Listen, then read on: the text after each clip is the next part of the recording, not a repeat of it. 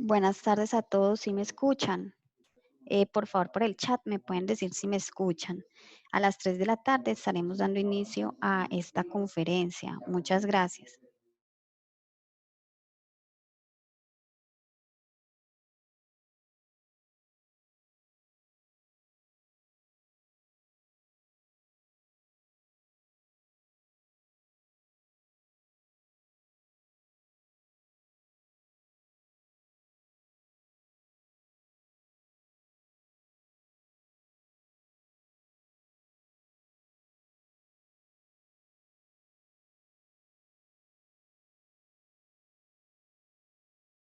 Las van a hacer por medio del chat para que no pues vayamos a armar de pronto algún desorden y ya ahí cuando cuando terminemos, yo voy a servir de moderadora para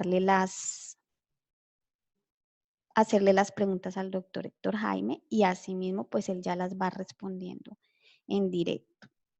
Entonces ya le voy a dar paso al doctor Jaime, Héctor Jaime, para que inicie.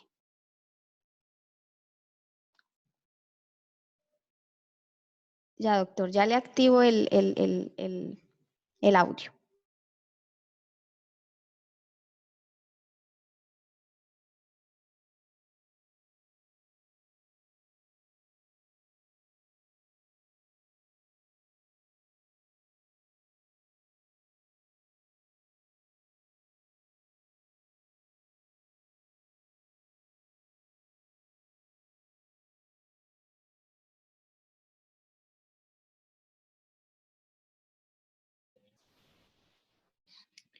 Buenas tardes a todos.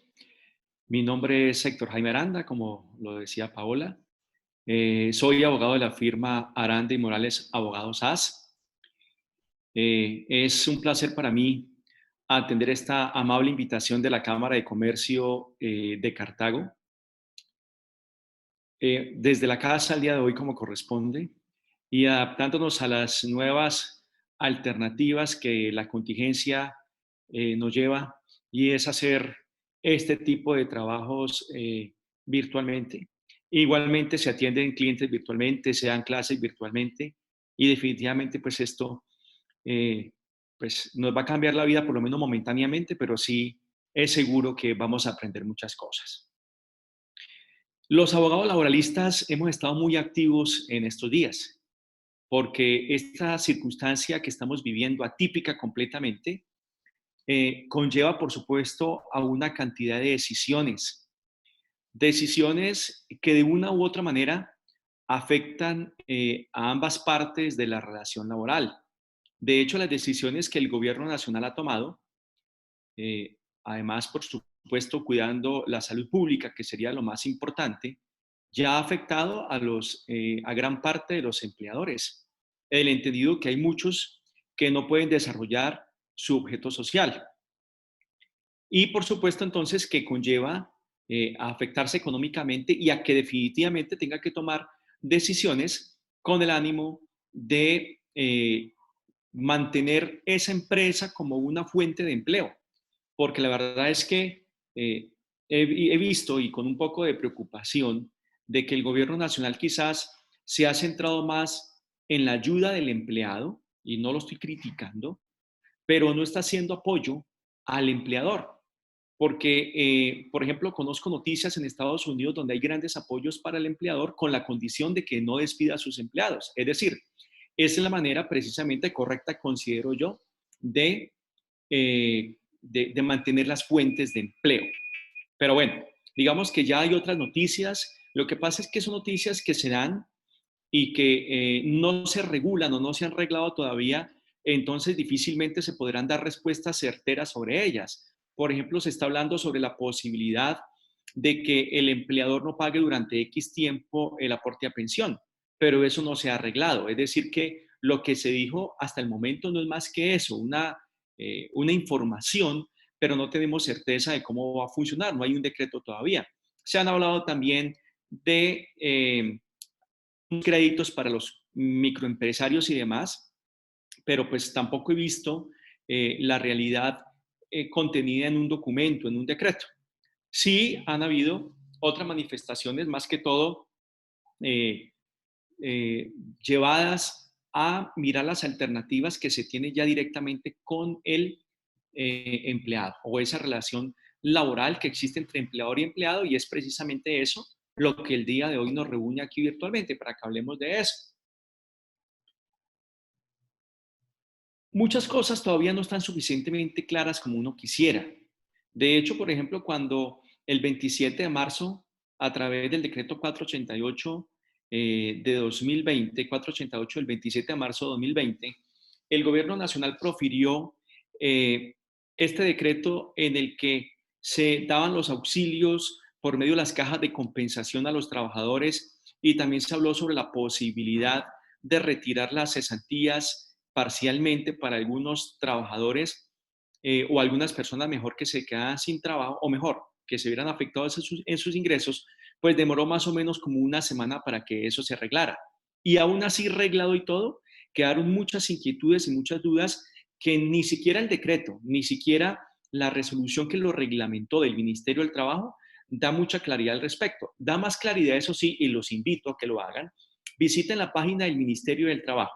Allí van a encontrar ustedes un banco de preguntas y respuestas muy didáctico, que la verdad yo pienso que es mucho más claro y explica más cosas de lo que hacen estos reglamentos. Entonces los invito a que lo hagan. Igualmente muchas personas van a preguntar también sobre los auxilios que las cajas de compensación van a entregar a algunas personas. También los invito a que visiten las páginas web de las cajas de compensación respectivas, porque el Ministerio de Trabajo ordenó que cada página web, que cada sitio web de las diferentes cajas de compensación tienen que tener en forma destacada un link o un banner, como se llama, para que allí se dé toda la claridad respecto a los requisitos que se tienen. Por supuesto que vamos a hablar un poco de ello, pero digamos que cada caja de compensación familiar va a hacerlo en forma muy, muy particular.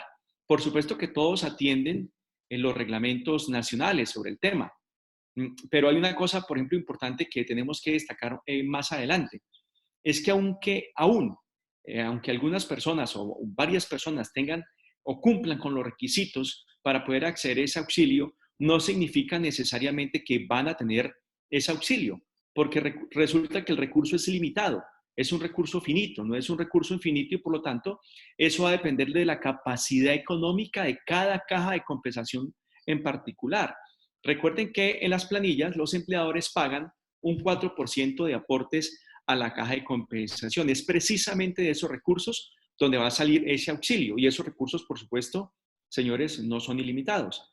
Entonces, sí pensaría yo importante que las personas que consideren que tienen o cumplen los requisitos que vamos a mirar en un momento, para calificar, lo hagan pronto, porque llegará un momento que las cajas de compensación digan, ya este cupo se llenó y no hay más recursos para ellos. Voy a compartirles la pantalla. Por favor, Paula, no puedo compartir la pantalla, ¿me colabora? Tú que estás de anfitriona. Sí, señor, ya le colaboro. Gracias, muy amable.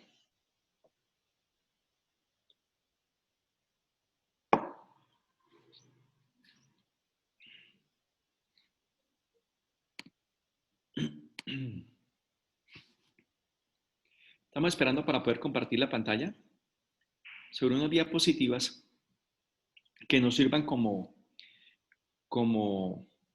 una base para la charla. Ahí puede intentar, doctor. Ya. Ok, gracias.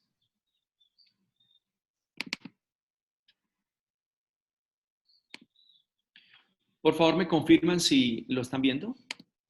Sí, señor. Ok, perfecto. Vamos a hacer un recuento muy rápido, porque no se trata tanto de eso. Me interesa más la parte práctica.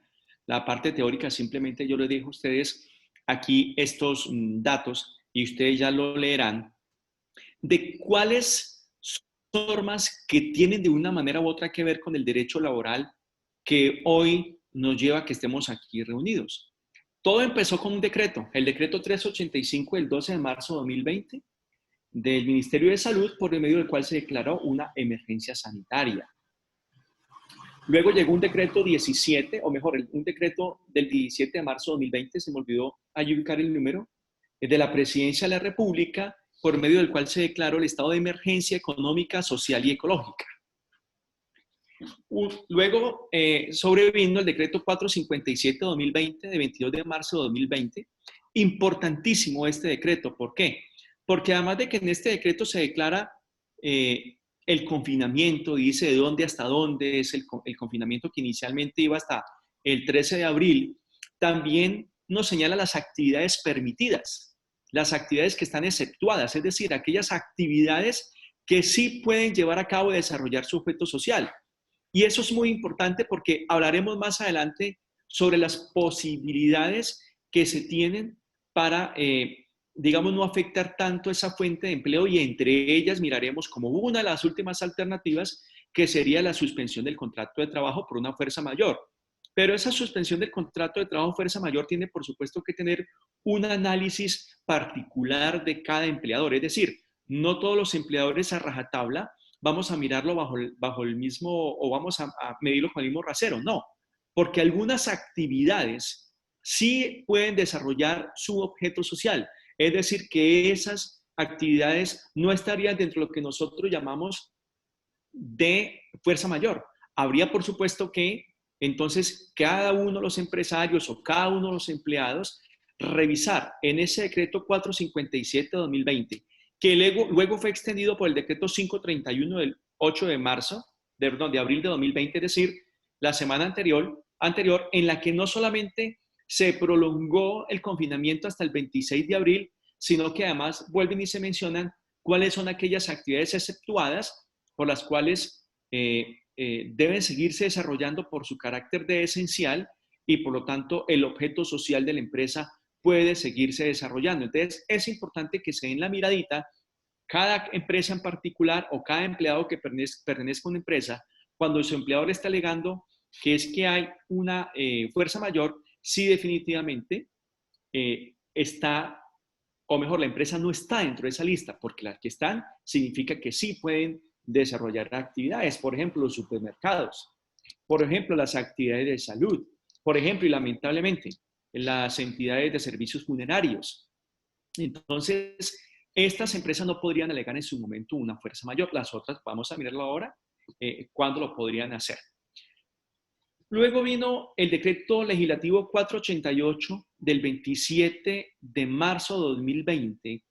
Ese decreto es fundamental, porque es que a partir de ese decreto es que se empezó a hablar sobre el auxilio económico que iban a entregar las cajas de compensación y sobre la posibilidad de que los empleados pudieran retirar parcialmente sus cesantías. Aquellos empleados que se vieran afectados en sus ingresos, o aquellos independientes que se vieran afectados en sus ingresos. Entonces es fundamental tener presente ese decreto. El decreto legislativo 488 del 27 de marzo no está allí, de 2020, del Ministerio del Trabajo.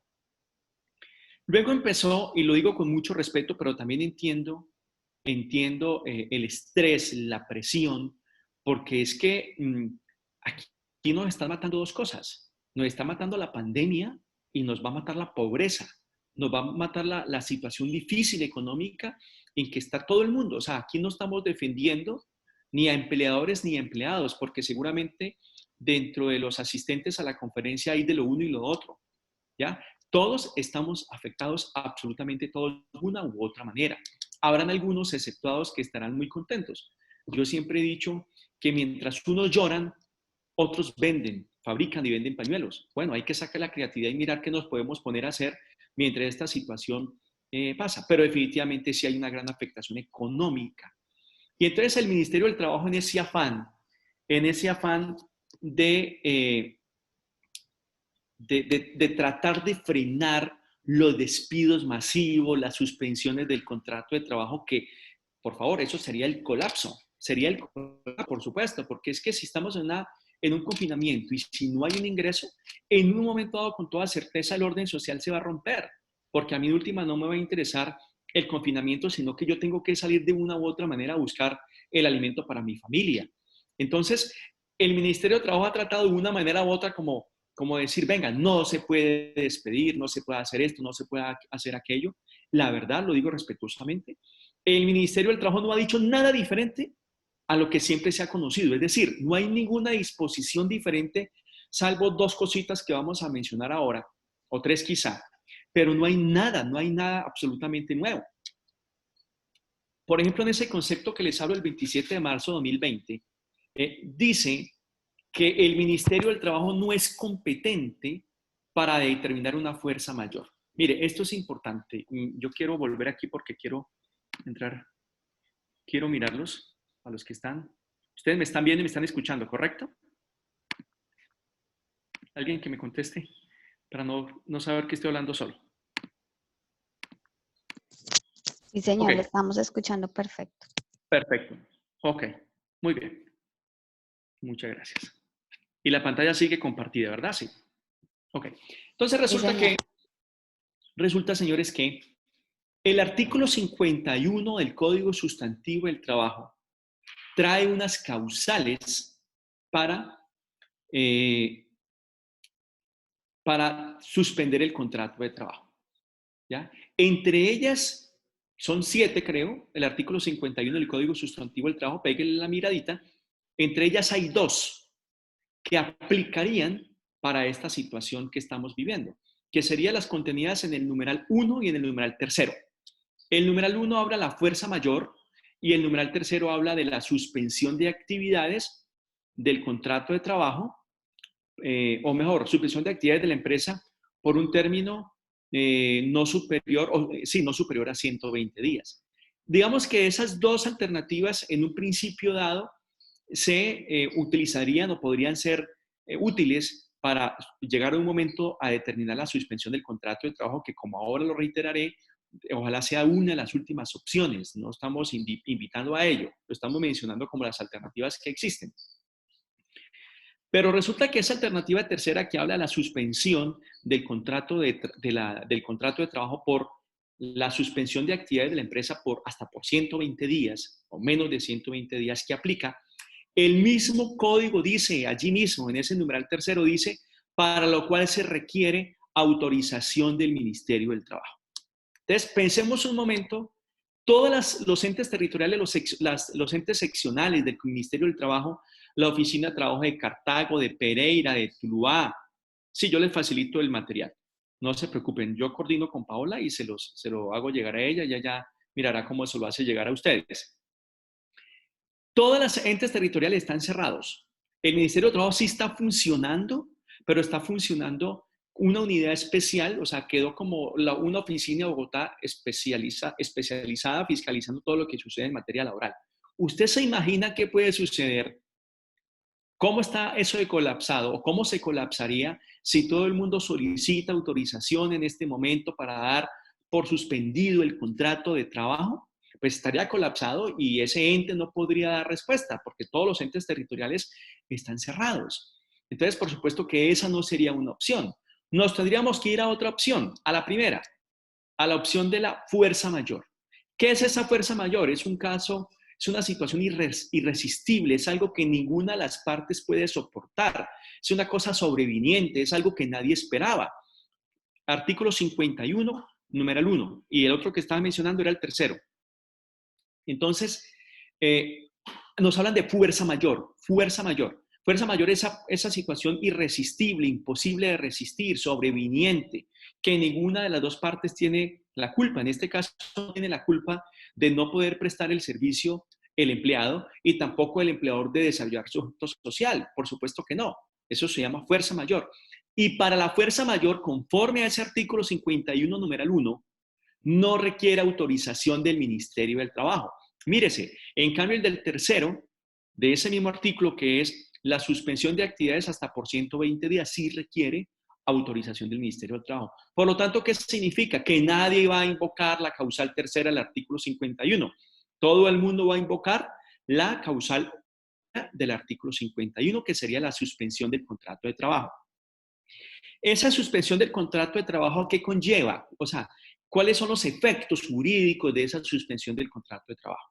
Cuando yo estoy hablando de suspensión del contrato de trabajo, yo no estoy hablando de terminación del contrato de trabajo. ¿Qué significa? Que el contrato sigue vigente, el contrato no ha terminado, solamente que cesan algunas obligaciones para el empleador y para el empleado. ¿Cuáles son las obligaciones que cesan para el empleado? Pues cesa la obligación, por supuesto, de prestar el servicio. ¿Cuáles son las obligaciones que cesan para el empleador? Pues las obligaciones que cesan para el empleador es la de pagar salario, por supuesto, auxilio de transporte, por supuesto, lo correspondiente a pago de riesgos laborales, por supuesto, porque no hay riesgo laboral, pero sigue vigente la obligación de pagar salud y pagar pensión. Es decir, esos aportes de salud y esos aportes de pensión los tendrá que seguir pagando el empleador. Ahora recordemos una cosa, los que son empresarios, empleadores, lo saben y los empleados también lo saben. Recuerden que tanto en salud y tanto en pensión, el empleado asume un 4% y el excedente lo asume el empleador.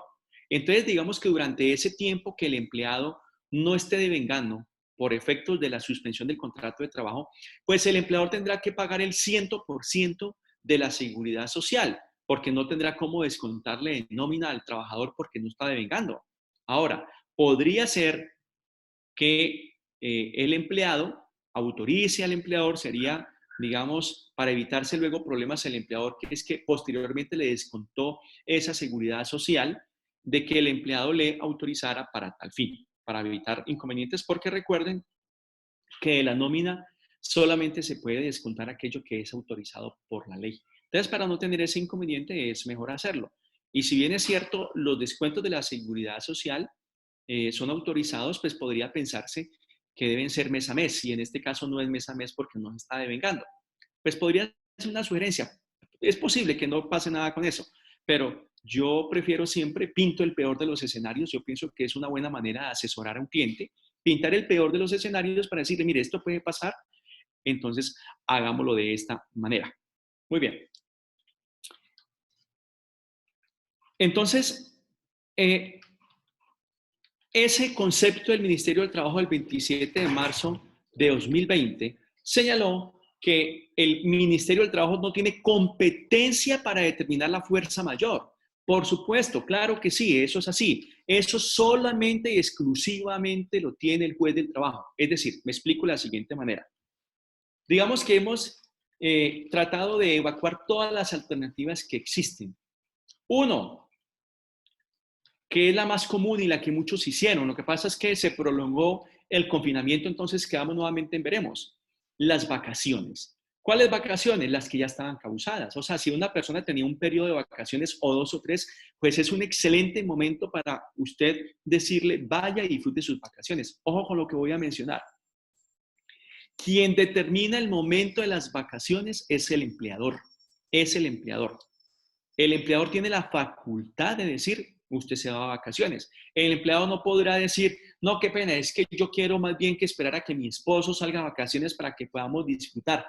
Pues es el empleador el que tiene esa facultad de acuerdo a la necesidad del servicio. Alguien me decía, y tiene toda la razón, es que yo no se la quito. Alguien me decía, ayer estuve por allí comprando, salía, aprovechando para salir a mercar. Y alguien me decía, esto, profe, se va a volver muy complicado porque los empleados nos vamos a enloquecer porque nos han tocado salir a vacaciones, pero a vacaciones forzadas primero que todo, donde no podemos disfrutar, sino que estamos en la casa. Mi respuesta no sé si nos sonó mal, pero yo le dije, mira, se enloquece usted más si se queda sin empleo. Porque es que si el empleador toma la decisión de terminar el contrato de trabajo o si no se facilitan las medidas para mantener una relación laboral, excepcionalmente como la de las vacaciones, por ejemplo, y eso no se puede llevar a cabo, entonces simplemente la fuente de empleo se va a acabar y definitivamente ahí sí nos vamos a enloquecer todos. Entonces, digámoslo de una manera, que de todos los males, el menos malo, o del ahogado del sombrero, como se puede llamar. Entonces, el ministerio dijo, yo no soy competente para ello, eso le corresponde a un juez del trabajo. ¿Qué significa eso? Que si en un momento dado el trabajador decide presentar una demanda porque el empleado le suspendió el contrato de trabajo por 1, 2 o 3 meses. Es ese juez laboral el que tendrá que valorar si eso sí era una fuerza mayor o no era una fuerza mayor. No es el Ministerio del Trabajo el que lo va a determinar. Y yo pensaría, yo respeto mucho, por supuesto, la magistratura de cada juez, pero considero, por supuesto, que están dadas todas las condiciones para una fuerza mayor. ¿Ya? A no ser que estemos hablando de una de las circunstancias de las empresas que excepcionalmente pueden prestar su servicio, como ya lo hemos mencionado anteriormente. Entonces, ese Ministerio del Trabajo dijo, caramba, yo no me meto en ese tema, y de verdad es que es así, será el juez del trabajo el que tendrá que determinarlo en su momento. Continuemos con la otra diapositiva. Luego, esta me pareció bien chistosa. La circular 27 del 29 de marzo de 2020 del Ministerio del Trabajo, que dijo, está prohibido que los empleadores coaccionen a los trabajadores para una licencia no remunerada. Gran descubrimiento, señores, gran descubrimiento. Toda la vida, siempre, antes, ahora y después, eso es una práctica prohibida. Y no solamente en materia laboral. Si a usted le ponen un revólver en la cabeza para que firme el traspaso de una casa, allá hay un vicio en el consentimiento. Eso realmente no es nada nuevo. Repito, entiendo que es, por supuesto, la angustia del Ministerio del Trabajo por tener que decir algo y tratar de suspender o de meter un poco de temor respecto a las alternativas que puede tener un empleador para tratar de subsanar esa dificultad económica que va a tener. Claro, porque una de ellas es la licencia no remunerada. Ya que estamos hablando entonces de ello, hablemos cuáles son esas alternativas. Pues la primera que yo considero es, como ya lo estaba mencionando ahora, las vacaciones remuneradas, perdón, bueno, son remuneradas por supuesto, pero esas vacaciones pueden ser causadas. ¿Cuáles son las vacaciones causadas? Son aquellas para aquellos trabajadores que ya llevan por lo menos un año trabajando, es decir, o ya llevan o salieron hace, o mejor, o disfrutaron las vacaciones que se causaron hace más de un año. En pocas palabras, aquellos trabajadores que ya tienen derecho a unas nuevas vacaciones. Esa es una alternativa. Otra alternativa, las vacaciones anticipadas. Muchos empleadores les da miedo eso porque dice, caramba, ¿y qué pasa si el trabajador renuncia? Pero mire que es muy poco el riesgo. Les voy a poner un ejemplo. Pensemos que un empleado no lleva el año, lleva 6 meses. Si lleva un año laborando, tiene derecho a 15 días de vacaciones. Es decir, que si lleva 6 meses, tendría derecho a 7 días y medio, haciendo pues la cuenta aquí rápido en la cabeza. Si usted anticipa esas vacaciones, ¿qué significaría? Que usted tendría que pagar 15 días de salario, pero él ya tiene derecho a 7 y medio. Es decir, usted lo que está poniendo en peligro son 7 y medio. Y pensemos de que el empleado, una vez terminada la situación, renuncia, se va o no vuelve. Pues usted le podría descontar eso que ya le pagó. ¿En qué? En la liquidación del contrato de trabajo. Seguramente le va a alcanzar. Es decir, que no es mucho lo que va a arriesgar el empleador, porque es una de las preguntas que tienen empleadores, sobre todo porque dicen de que es que hay mucha rotación en los trabajadores. Hay varias preguntas por allí. Bueno, voy a contestar una que otra sí, y recuerde que Paola les había mencionado de que al final vamos a hacer como un pequeño banco de preguntas. Claro que sí. Señor, Ya, al final hacemos las preguntitas. ok, de acuerdo. Pero aquí ya no me puedo quedar con la ganas de responder esta pregunta donde me dice que por favor le indique, Viviana, me pregunta en qué parte del código sustantivo del trabajo. Y ustedes me excusan un momento que se oscureció, va a llover fuerte, voy a prender la luz. Excúsenme un momento, por favor.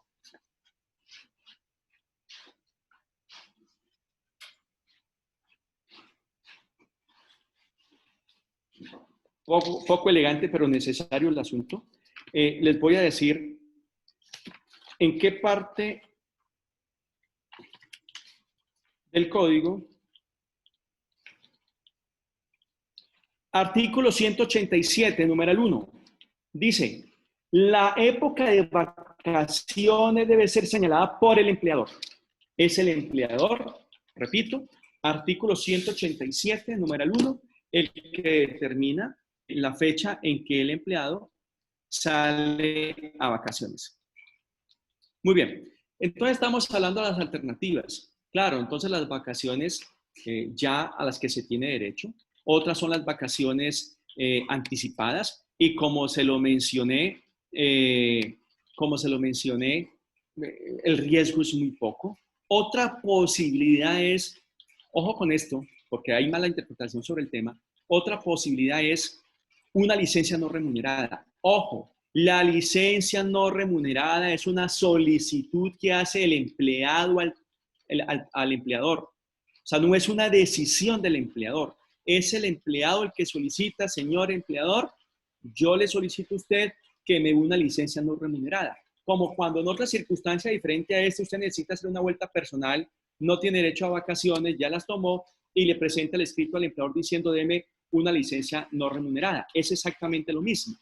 Solamente que aquí está casi que conlleva o está animado el empleado precisamente es en el entendido de la situación que estamos viviendo para alivianar un poco la situación difícil del empleador y entonces le dice, vea, yo también quiero hacer mi aporte porque sé que la situación es difícil para usted, presente una solicitud de licencia no remunerada. Algunos, inclusive, después de las vacaciones que se le otorgaron, hacen la solicitud de licencia no remunerada. Ahora, la pregunta, viene dicho de que esa solicitud debe venir por parte del empleado, pero nada dice, nada se opone a que entre empleador y empleado lleguen al acuerdo para esa licencia no remunerada. Quiero que me digan si me están escuchando, está cayendo un aguacero bastante fuerte, no sé si interrumpe la comunicación, por favor. Le estamos escuchando un poquito ya más lejitos, pero igual lo estamos escuchando. Ok, creo que me voy a poner unos audífonos, ¿de acuerdo? A ver si de pronto mejora un poco porque es que el aguacero está con Bueno, una doctor. tempestad impresionante.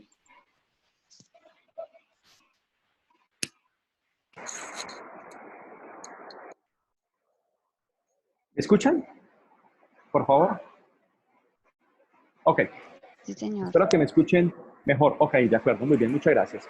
Entonces, esa otra alternativa, lo estábamos mencionando, era la licencia que en un principio debe ser solicitada por el empleador, pero nada se opone a que sea un acuerdo entre empleador y empleado. Otra alternativa, esta la he hecho varias veces entre ayer y el día de hoy. O sea, el empleado y empleador se ponen la mano en el corazón y dicen, caramba, esto es muy difícil para todos. Es muy difícil para todos. Acuerdan hacer algo, bajar el salario a la mitad, pero ojo con eso, ojo con eso. Para bajar ese salario a la mitad o un porcentaje, esa no es una decisión unilateral por parte del empleador. Es un mutuo acuerdo entre empleador y empleado. ¿Por qué razón? Porque resulta que el empleador tiene una facultad que se llama ius variandi, facultad ius variandi. Esa facultad le indica al empleador que él se guarda la potestad de modificar ciertas cosas del contrato de trabajo, por ejemplo, hacer traslados, cambiar de cargo, ese tipo de cosas, sí, pero siempre y cuando no afecte los derechos mínimos adquiridos, siempre y cuando no afecte la dignidad humana. Entonces, yo como empleador, si el empleado se gana 2 millones de pesos, yo tajantemente en forma unilateral no le puedo decir al empleado en adelante, mire, por la situación que estamos viviendo, usted va a empezar a ganarse 1 millón de pesos. No, no se puede, requiere un mutuo acuerdo, un mutuo acuerdo. Ese mutuo acuerdo se pacta en un documento, lo firman ambas partes y se anexa el contrato y de esa manera se podría decir allí en el documento que la situación va a permanecer hasta mientras se levante la medida de emergencia X y eso sería completamente válido. No lo puede hacer el empleador en forma unilateral porque habrían grandes problemas. Ojo con eso que es bien importante. Ahora, muchas personas se preguntan, pero ¿qué hacemos, doctor, si es que desafortunadamente yo no me puedo ver con el trabajador para que me firme? Claro, gran pregunta, por supuesto, genial. ¿Cuál es la respuesta, muchachos? Esta situación que estamos viviendo nos está llevando a cambiar muchas cosas. Y aquello que para nosotros simplemente a veces era un juego, eh, el chat o el correo electrónico para decir cosas, bueno, no necesariamente no importantes, pero no trascendentales, hoy en día se han convertido en herramientas trascendentales y fundamentales como medio de prueba. ¿Por qué? Porque simplemente como no hay posibilidad de firmar ese documento, usted le manda a su empleado ese documento y el empleado por vía de correo electrónico le responde, sí, señor empleador, yo estoy de acuerdo en aceptar las condiciones toda vez que la situación, y con eso se anexa a ese documentico, se anexa al contrato de trabajo y sería la prueba en el eventual caso que más adelante se vaya a presentar algún tipo de inconveniente. Otras empresas que han hecho, que me parece bastante ingenioso, pasó la semana pasada con un cliente mío, en la que él dijo, yo voy a hacer lo siguiente, mi trabajo es operativo, es operativo. ¿Y por qué es importante hacer la claridad que es operativo? Sí, porque otra de las alternativas es el teletrabajo, pero es que no todas las empresas pueden trabajar bajo ese sistema de teletrabajo. Imagínense un taller de mecánica, ¿ya? Pues usted un carro no lo puede arreglar por el medio virtual, ni le puede reparar el motor por el medio virtual. Por supuesto que necesita la presencia directa del trabajador en el sitio de trabajo y en contacto con la máquina. Entonces, esas posibilidades que ofrece el Ministerio del Trabajo, pues hay que tomarlas con pinzas, porque claro, por supuesto, hay que validarlas porque no todas aplican. Por supuesto que si se trata de un taller organizado, no solamente tendrá organizado y grande, quiero decir, o mediano por lo menos, no solamente tendrá personas que desarrollen actividades mecánicas, sino también aquellas personas que hacen labores administrativas y para ellas sí podría aplicar el teletrabajo. Entonces, antes de tomar cualquier decisión hay que mirar si aplican diferentes alternativas antes de ir a aplicar aquella que va a afectar más a las partes. Estaba mencionando entonces, ¿cuál sería una alternativa? Que el empleador le va a seguir pagando porque tiene los fondos, algunos no lo tienen, eso es claro, le va a seguir pagando, pero que ese tiempo se va a recuperar de X o Y manera más adelante cuando la situación cambie. Y yo me quedo aterrado porque bueno, llegan los que yo llamo los ay, que nos quejamos por todo. Sí queremos que nos paguen de pronto estando sin laborar, ¿cierto? Porque no es culpa del trabajador, yo lo entiendo. Pero por ahí hay una propuesta entonces que se traje los días festivos o los sábados para efectos de recuperar. Y ya están preguntando, ¿y nos van a trabajar o nos van a pagar horas extras o dominicales y festivos? Como se dan cuenta, muchachos, o sea, este es un tema, un compromiso de todos, es un tema de solidaridad.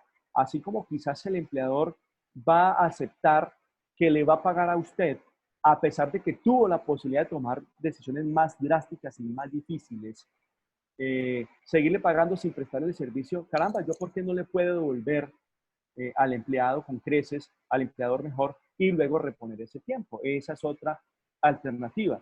Alguien dirá, no, es que los derechos son inviolables y yo luego demando al empleador. ¿Y a quién se va a demandar si usted tiene un empleador quebrado? Si se quebró el empleador, ¿a quién se demanda? Eso es demandar prácticamente un muerto.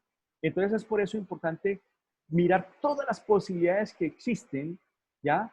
De recuperar tiempo más adelante, las vacaciones, el teletrabajo, para no llegar a situaciones ya más difíciles como es la que estábamos mencionando, la suspensión del contrato de trabajo. Inclusive, algunas empresas ya han decidido de terminar el contrato de trabajo. Hay empresas muy generosas y que tienen capital, y yo siempre pongo el ejemplo de Arturo Calle. Arturo Calle dijo, yo sigo pagando. Por supuesto, pero es que todos no somos Arturo Calle.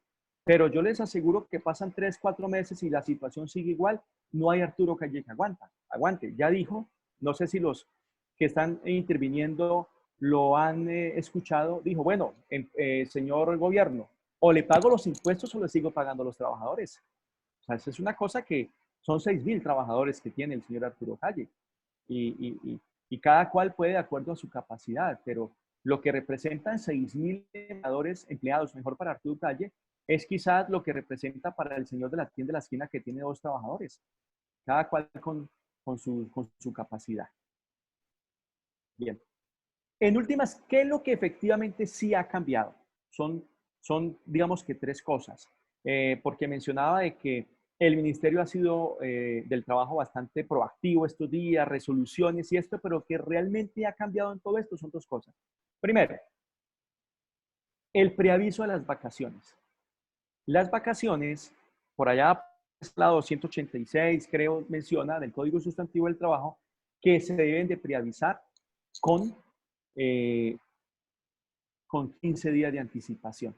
A través de ese concepto, mejor me regreso acá, de la resolución 0853 del 30 de marzo de 2020 del Ministerio del Trabajo, cambió eso temporalmente, mientras la situación siga bajo la circunstancia que estamos actualmente.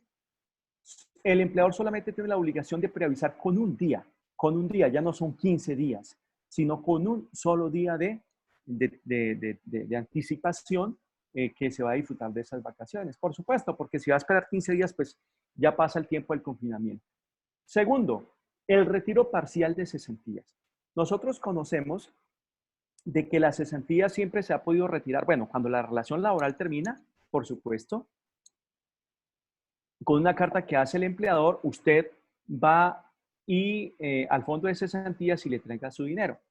Pero parcialmente, sin terminarse la relación laboral, que es la excepción porque por regla general se entregan cuando se termina la relación laboral, parcialmente se entregaban solamente para temas de vivienda, mejora de vivienda, compra de vivienda, para estudios superiores, para pagar hipotecas de la vivienda. Ahora se permite que aquellos trabajadores o aquellos trabajadores independientes que merman su ingreso, puedan retirar las cesantías. ¿Cuál es un caso de merma de ingreso? Ejemplo, el que mencionaba ahora, que se pactó rebajar el salario a la mitad, que ambos estuvieron de acuerdo. Entonces, ¿qué es lo que sucede? De que el empleado, por ejemplo, si se ganaba 2 millones y se quedó ganando 1 millón de pesos, podrá demostrar en el fondo de cesantías que tiene una diferencia de 1 millón de pesos y ese millón de pesos será el que podrá sacar mensualmente para tratar de nivelar el ingreso que él tenía y era con el que pues sobrevivía. Llegan preguntas, pues caramba, siempre hay preguntas que uno dice que no puede ser. Consultan de pronto, bueno, doctor, ¿y cómo hago entonces para reclamar a cesantías parcialmente? Entonces hago todo el acompañamiento y al final le pregunto, ¿cuánto tenés de cesantía? Y dicen, no, yo no tengo ni un peso. Por supuesto, pues obviamente esto no se trata de que el gobierno esté regalando algo, no, es su plata, es la plata suya, es la plata que usted ha depositado en el fondo. Si usted no ha sido juicioso y cada mes se inventa la factura para el arreglo de la casa, como ocurre muchas veces, entonces usted no tiene plata en ese fondo. Entonces no puede tener esta contingencia por medio de esa posibilidad que está el gobierno nacional dando, que es el retiro de esas cesantías. Tenga eso presente. Yo por eso aconsejo de que ese dinero debe estar allí. La palabra cesantía viene de cesante y cesante es cuando yo me quedo sin trabajo. Pero tenemos la costumbre y yo entiendo que es que todos vivimos situaciones difíciles. El empleado la consigna y nosotros ya estamos pensando cómo buscar una factura para sacar ese dinero o decirle al empleador, no la consigne, pásamela a mí directamente porque me compré un lote. Y luego miramos que eso realmente no fue así. Algunas veces, por supuesto, sí lo es. ¿Qué también ha cambiado? El mecanismo de protección al cesante. ¿En qué sentido? En que ahora se está dando la posibilidad de que un trabajador, ojo, que se le terminó el contrato de trabajo. Ojo, no aplica para suspensiones, no aplica para licencias no remuneradas. Ojo con eso, si el contrato de trabajo se terminó por esta circunstancia que estamos viviendo, entonces el empleado, podrá postularse ante su caja de compensación familiar para obtener un auxilio. ¿Cuál es el auxilio? Aquí está, el mecanismo de protección al cesante. Que en 3 meses le van a entregar 2 salarios mínimos. No es que durante 3 meses le van a entregar 2 salarios mínimos, entonces son 6 salarios los que van a entregar. No, es que en el espacio de 3 meses le van a hacer entrega de lo que corresponde 2 salarios mínimos.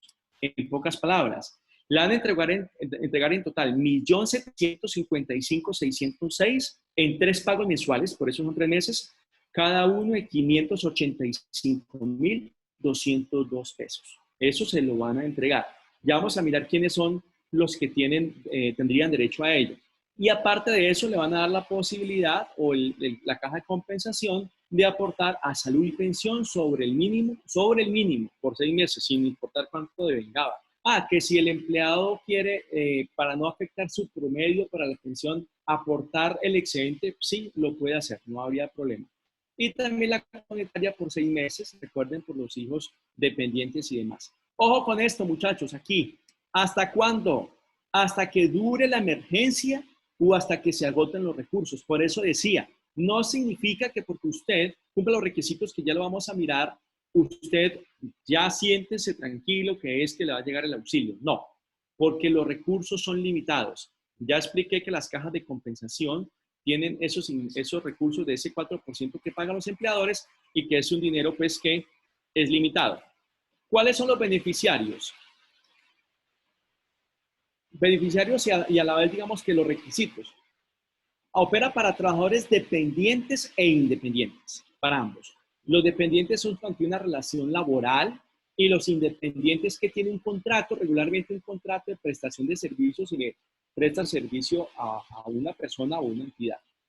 También debe ser en las categorías A o B, afiliados a las categorías A o B, la caja de compensación. ¿Cuáles son las categorías A o B? O sea, pongamos la B que es el límite.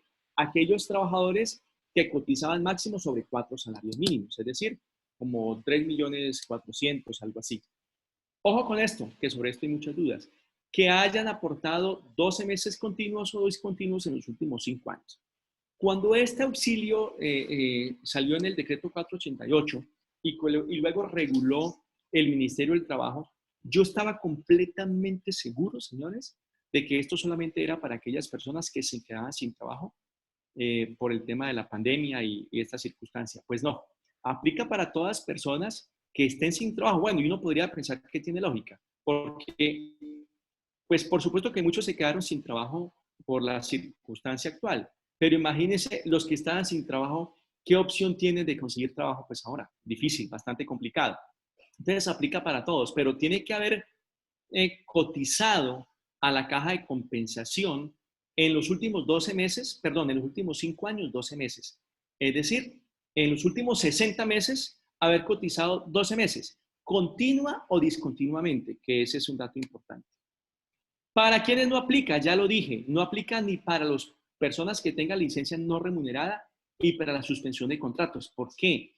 Porque es que estos no se quedaron sin empleo, tienen empleo. Estos sí aplicarían para el tema de las cesantías. Claro, porque puede demostrar que se mermó completamente, los ingresos se mermaron completamente. Hay que tener en cuenta que estas personas, estamos hablando del auxilio de la caja de compensación, no puede tener otros ingresos. Es decir, que si es pensionado, que si tiene otro ingreso, muchachos, ya saben ustedes que hoy no estamos solos. Todos nos damos, o sea, las entidades públicas, el DIAN, GPP, Colpensiones, todas las entidades públicas se dan cuenta absolutamente de todo. Todo se cruza. Cuando usted le hace un pago, esa persona que le hace el pago envía una información exógena a la DIAN y ya sabe, el Estado sabe que a usted le pagaron una plata. Y luego le pregunta a la UGPP, ¿usted por qué no está aportando la seguridad social sobre ello? ¿Ya? Entonces, no puede vengar otros ingresos. Ya lo decía ahora, si devenga más de 4 salarios mínimos, puede acceder al pago allá. Si devenga más de 4 salarios mínimos, es decir, no tendría derecho al auxilio, sí puede acceder al pago de la seguridad social por 6 meses. Eso sí se lo darían el auxilio económico de los 585 mensuales por 3 meses, pero podría acceder al pago de la seguridad social por espacio de 6 meses. Esto es muy importante. Ojo con esto, aquí es donde se cae la gran mayoría. Ustedes saben de que las cajas de compensación han entregado algunos auxilios por desempleo. Si la persona en los últimos 3 años ha recibido un tipo de auxilio de esos, no estoy hablando del auxilio económico por los hijos menores, no, el auxilio del desempleo que han dado en los últimos 3 años, usted ha recibido ese auxilio, ni se postule porque se lo van a negar, porque hace parte de las negativas, digamos. También aplica solamente para aquellas personas que se hayan postulado a partir del 27 de marzo. Y ya lo mencioné, si cumple el requisito, pero no tiene asegurado el beneficio, porque los recursos son limitados de la caja de compensación, ya lo había mencionado. ¿Cuándo se pierde el derecho? Se pierde el derecho si se tiene pensión de vejez, invalidez o sobrevivencia, porque perciba otros ingresos, ya lo mencioné. Renuncia voluntaria, pero no significa renuncia voluntaria, significa renuncia al subsidio. ¿Y por qué puede renunciar al subsidio? Pues porque consiguió trabajo. Rechazó el empleo o porque rechaza el empleo que le ofrezca el servicio público de empleo. Recuerda que estas cajas de compensación tienen un servicio público de empleo y si le dice, vea, aquí hay un empleo para usted y ese empleo por lo menos corresponde a un ingreso del 80% del último empleo que usted tenía y usted lo rechaza, entonces también pierde el derecho. Claro, pues le están diciendo, usted lo que no quiere es trabajar.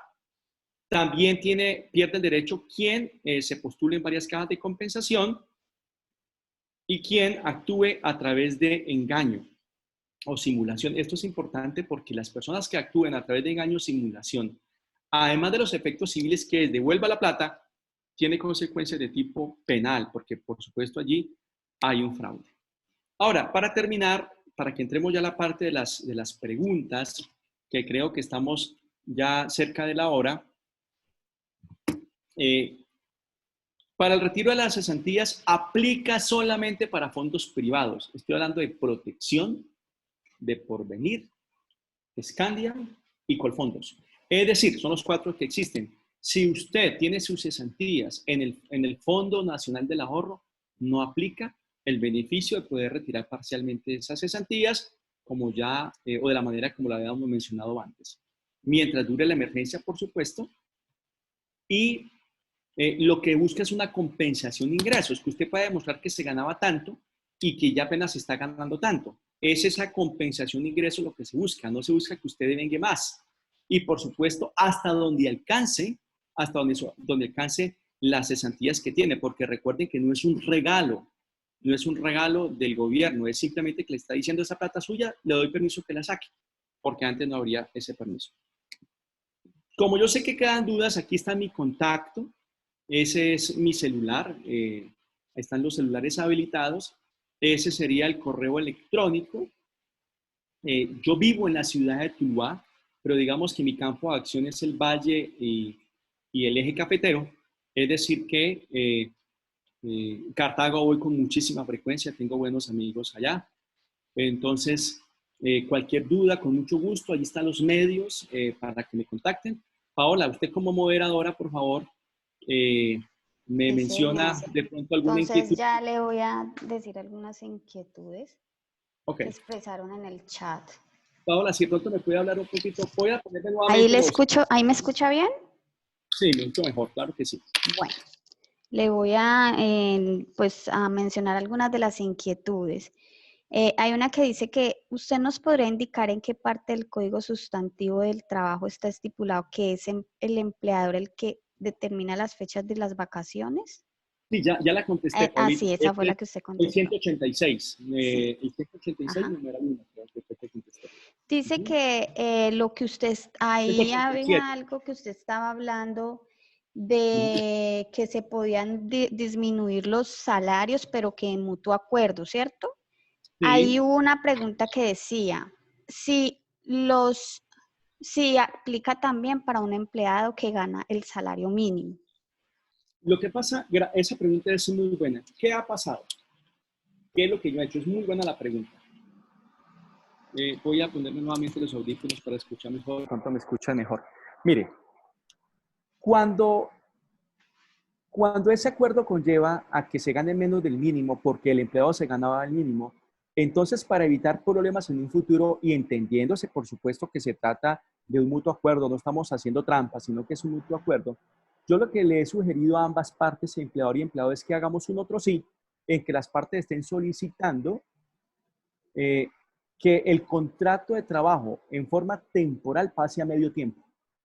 Y si es a medio tiempo, significa que puede vengar la mitad de lo que se gane. Entonces, que se ganaba. Podemos decir entonces que el salario mínimo se está respetando porque es que el salario mínimo es proporcional. Es decir, supongamos, cerremos cifras, si el salario mínimo son 900,000 pesos, si yo trabajo medio tiempo, el salario mínimo para mí son 450,000 pesos. Cuando eso ocurra, entonces, yo sugiero que se haga dentro de ese acuerdo la manifestación de que las partes se acuerdan que el contrato de trabajo va a ser a medio tiempo, ¿allá? Y que consecuentemente el empleado va a vengar la mitad de lo que estaba vengando. ¿De acuerdo?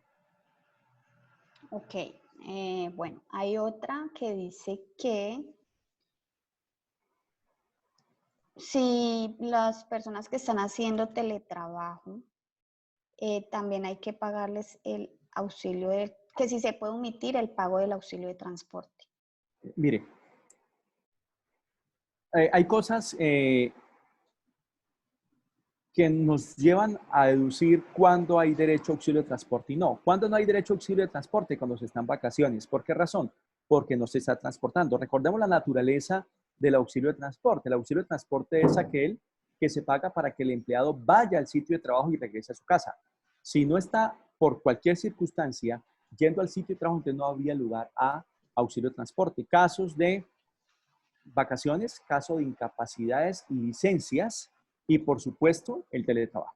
Tampoco habría obligación de pagar el auxilio de transporte. Y que si el empleador quiere, el empleador puede hacer todo lo que quiera que favorezca al trabajador. Lo que no puede hacer en forma unilateral es desmejorar las condiciones. Pero en este caso se entiende que no se requiere la autorización del trabajador, porque es que simplemente se entiende que no está prestando, o está prestando el servicio, pero no se está desplazando, no está generando gastos por ese concepto.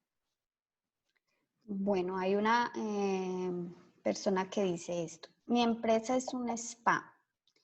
Las cosmetólogas no pueden laborar ya que son intuito persona y ellas son las que generan el ingreso. Con ellas no tengo inconveniente, pero sí tengo es con la auxiliar contable y con la conserje, que son a término indefinido y me veo obligada a tomar la decisión de suspender los contratos ya que no hay ingresos. O sea, me Sí. imagino que la pregunta es que si ella lo puede hacer. Sí, lo podría hacer, pero mire, recuerden que yo mencionaba que el juez laboral en un momento dado es el que va a valorar si fue una fuerza mayor o no. Y uno podría pensar, sí, hay una fuerza mayor, pero lo que usted tiene que demostrar primero es que usted agotó todas las posibilidades, es decir, la suspensión del contrato de trabajo será de las últimas alternativas. Usted tiene que agotar primero la posibilidad de las vacaciones anticipadas, las causadas, del teletrabajo si se puede, ya aquí se dice, miren, no se puede. Entonces, al final, tendría que llegarse necesariamente a una suspensión y recuerden que debe ser por mencionarlo por fuerza mayor, porque es que a veces el informalismo o el no saberse asesorar, a veces los abogados nos buscan cuando ya está el incendio para apagarlo, pero no antes de él. Lo que usted diga en ese documento es muy importante. Usted no puede decir simplemente que es que por la situación del COVID-19 su contrato queda suspendido. ¿No? Usted tiene que explicar, mire, debido a esto, se hizo esto, usted ya salió a vacaciones anticipadas, se reincorporó, no puede haber teletrabajo, por lo tanto, la única alternativa que tenemos en este momento es la suspensión. ¿Ok? Bueno, hay otro que dice que se puede declarar insubsistente a un funcionario en la época de cuarentena. Bueno, ese es un tema más ya del derecho público. Lo que pasa es que ya habría que mirar, ese es un tema más, hoy estamos hablando un poco más del derecho privado. Y cuando estamos hablando del derecho público, cuando se declara insubsistente a un trabajador, pues recuerden o recordemos o mencionemos mejor, porque no todos tendrán que saberlo, que hay diferentes formas de contratar. Hay personas que están en la administración pública contratadas por contrato de trabajo, otras que estarían contratadas por un decreto, por un acto legal y reglamentario, diferentes formas de contratar. Entonces, si estamos hablando de insubsistencia, tiene que ser que está contratado por medio de un acto administrativo y yo no le vería problema que esa situación se llegue a dar siempre y cuando pues, la causal que se tenga que dar para tal tipo. Bueno, hay otra persona que pregunta esto. Dentro del contrato que se firmó con la empresa, algunos empleados tienen su básico y un adicional, unas bonificaciones para compensar un valor al contrato, ¿sí? Un valor adicional al contrato. La empresa ahora no tiene para pagar sino hasta esta quincena, pero el gerente ha decidido en esta quincena no pagar esas bonificaciones. ¿Es viable? ¿Lo puede hacer? Si hay dinero para pagar esa quincena completa, pero él dice que no lo hará porque debe guardar caja para el reintegro de actividades. Mire, ese es un tema bastante complejo porque es que nos metemos en un asunto y es que depende bajo qué concepto le esté entregando al trabajador ese dinero.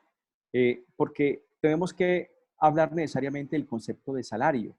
Y recordar que salario es todo aquello que el empleado reciba con ocasión de la labor para la cual fue contratado.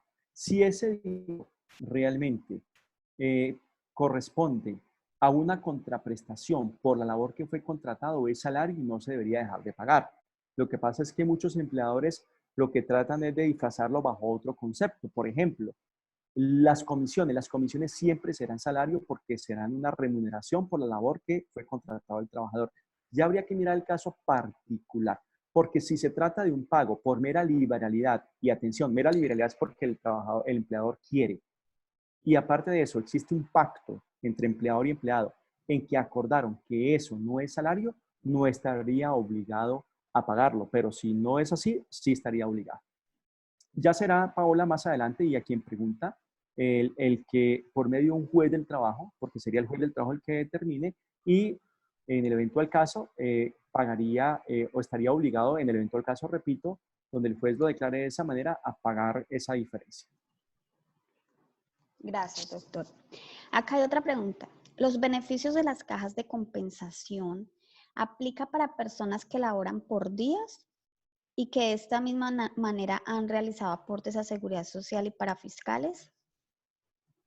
Los auxilios, sí, por supuesto, sí, claro que sí, no habría inconveniente por ello. Bueno, Es un aportante y es un empleado, o es un trabajador independiente, aplica para ambas circunstancias. ok.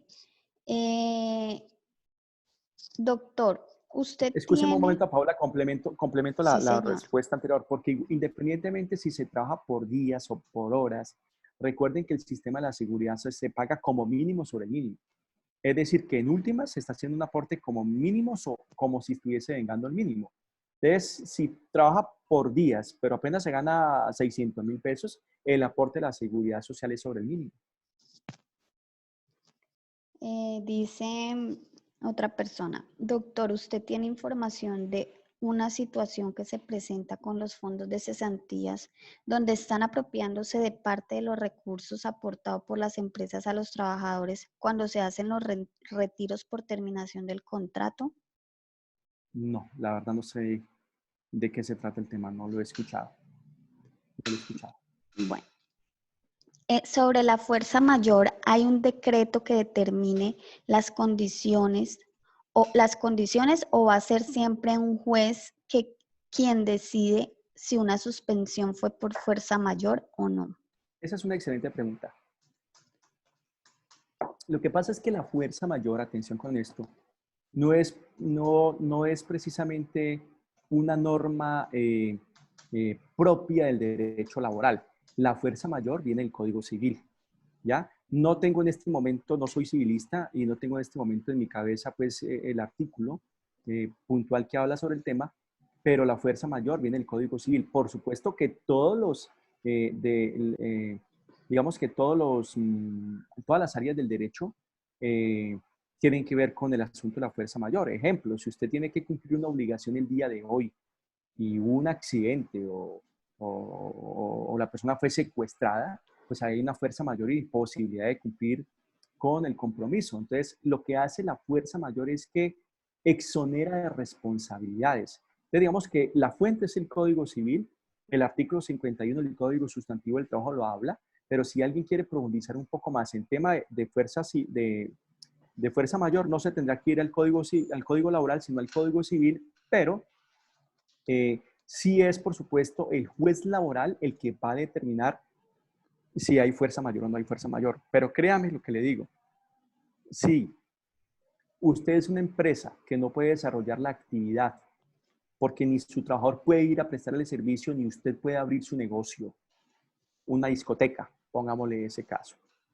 Usted agotó todas las posibilidades, vacaciones, todo lo que ya hemos mencionado, y usted al final se ve obligado a optar por la suspensión del contrato de trabajo. Yo no creería que un juez del trabajo vaya a decir que no hay fuerza mayor en ese caso en particular. Por eso hay que estudiar cada caso en particular, ¿ya? Porque es que además son órdenes presidenciales, son órdenes legales, están parados en decretos de que hay confinamiento, que estas actividades no pueden desarrollar su objeto social.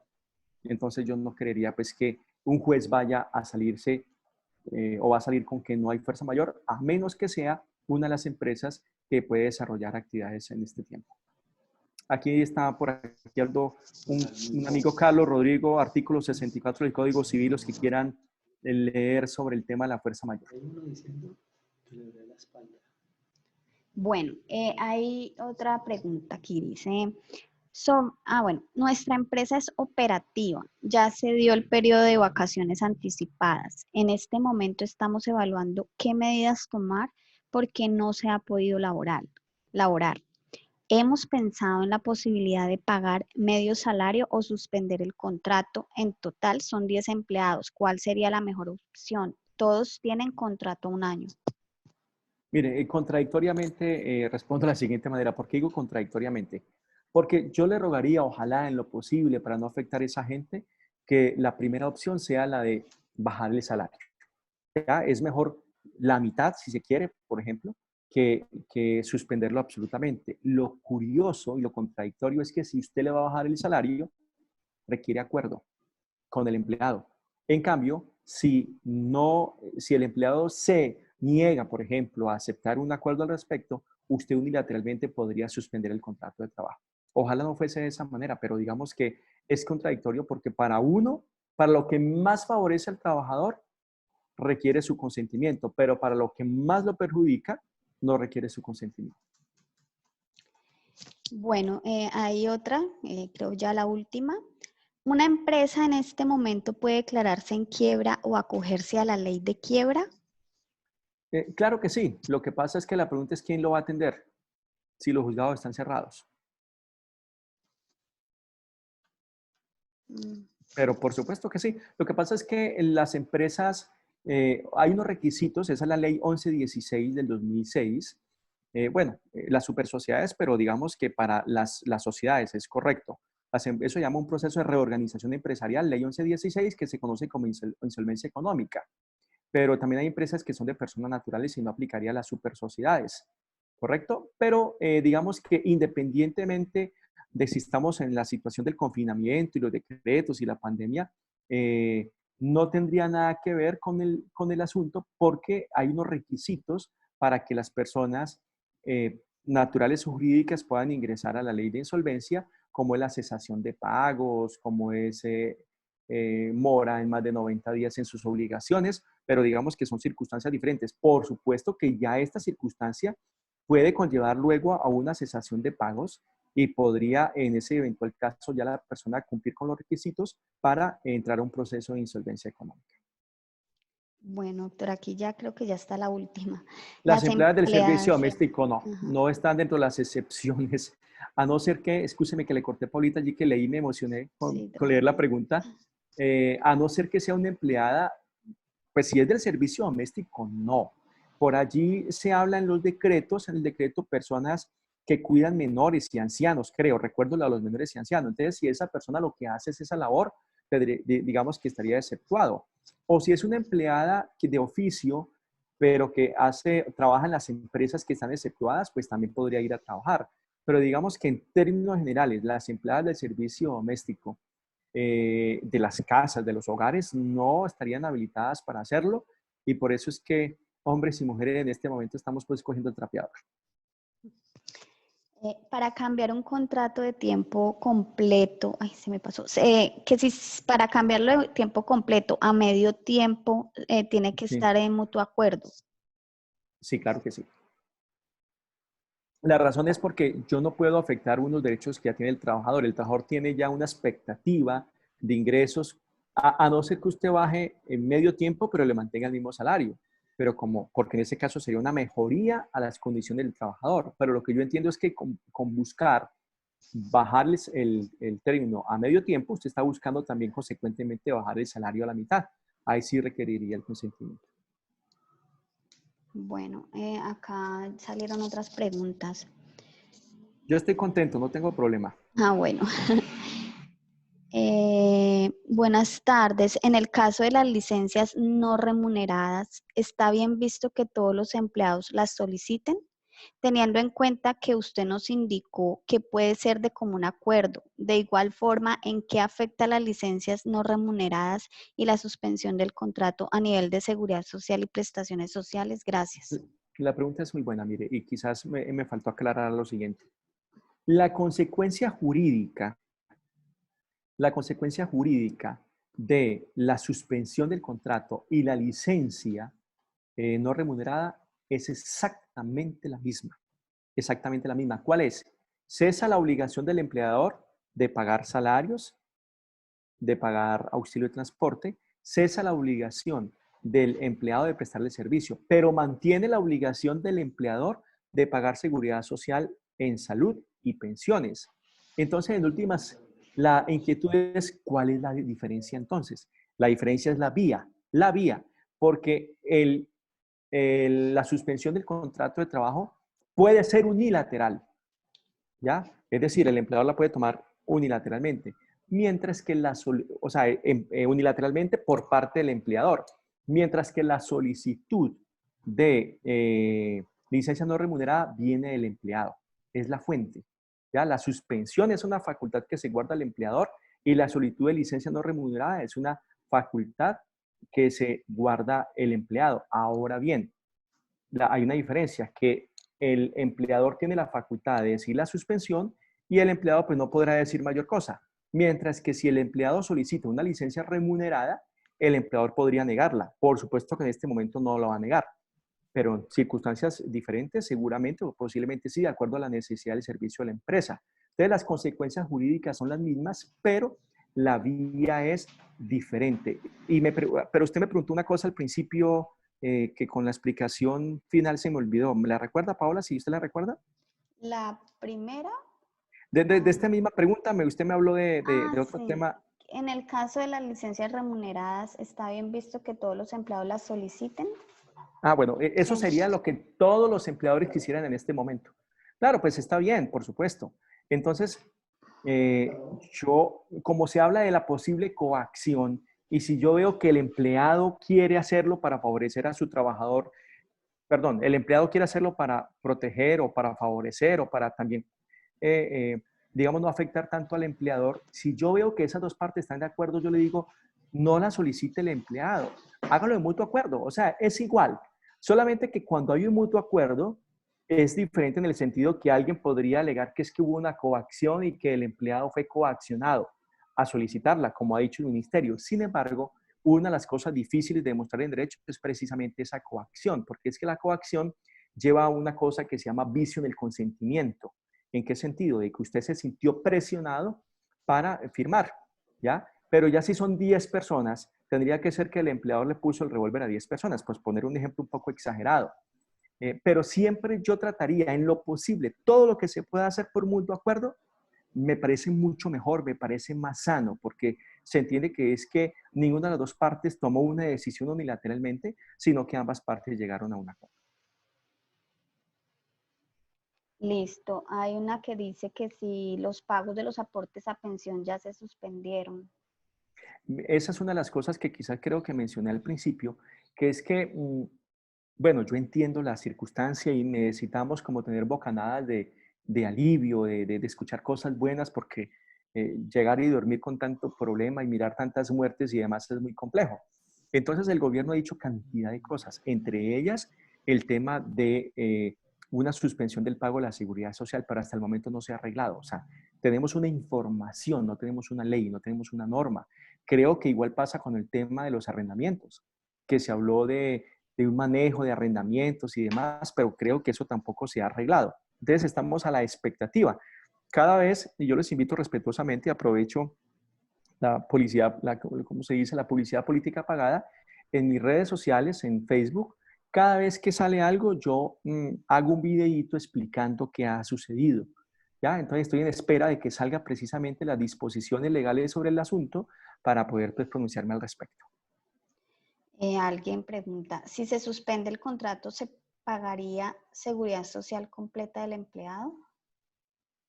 Sí, completa, claro, por supuesto. A no ser que, recuerde que como mínimo se paga el mínimo. A no ser que, ya habría que mirar, todo es un caso puntual. Uno hace quizás una asesoría general pero ya cada cosa requiere hablar con su cliente. Porque si el empleado se gana 3 millones, en últimas, si ustedes me respetan lo que yo voy a decir, me perdonan, perdón, si usted aporta sobre 3 millones o aporta sobre el mínimo, el tratamiento que le van a dar en la EPS es exactamente igual en caso que se enferme. Entonces, en un eventual caso, ante la suspensión del contrato de trabajo, podría llegarse a un acuerdo de una merma por mutuo acuerdo, repito, en el salario, que si es por mutuo acuerdo vale. Queda entendido entonces que como hay mutuo acuerdo para la merma, para rebajar el salario, ya al momento de hacer la suspensión se podría hacer sobre el valor que se acordó.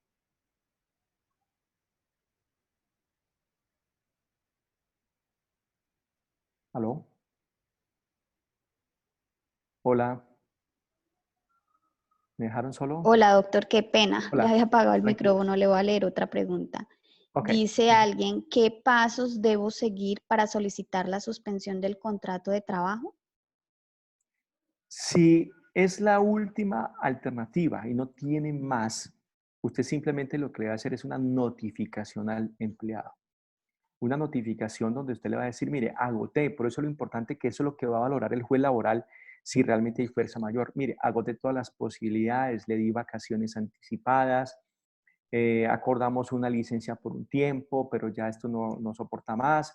Eh, Ahora me toca tomar la decisión necesariamente de suspender el contrato, entendiendo y explicando también de que por la situación particular de la empresa, como hablaba alguien ahora que parece ser abogado, que es intuito personal, es decir, que se requiere la presentación de la persona, el contacto con el cliente o ir al sitio de trabajo, eso no se puede hacer por teletrabajo consecuentemente, entonces no me da otra alternativa que notificarle a usted la suspensión del contrato de trabajo.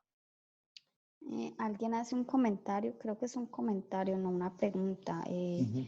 Un empleado nunca ayudará a su empleador. Ellos solo quieren que nos endeudemos con los bancos para seguir esta obligación. Ujú. Sí, es complicado el asunto, sí, no es una pregunta, es un comentario. Pues yo he visto también cosas diferentes, hay empleados que entienden la circunstancia y yo lo digo con respeto. Claro, que es muy difícil cuando uno tiene una esposa y unos hijos y yo necesito mi fuente de ingreso. Entonces, a mí poco me interesa cómo va a salir el empleador de esa circunstancia, hay un contrato y usted me lo tiene que respetar, eso pensaría el empleado.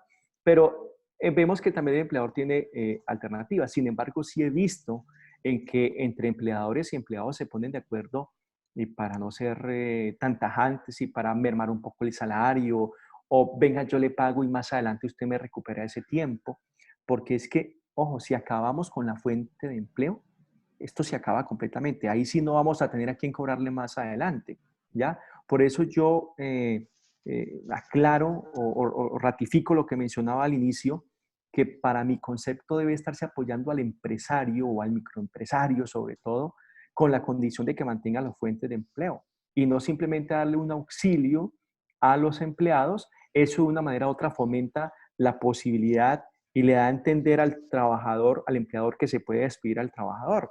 De hecho, conozco circunstancias en que dice, ¿sabe qué, viejo? Me pasó esta semana, rompamos el contrato de trabajo, yo lo despido, vaya, postúlese. Cuando termine esa vaina, regresa.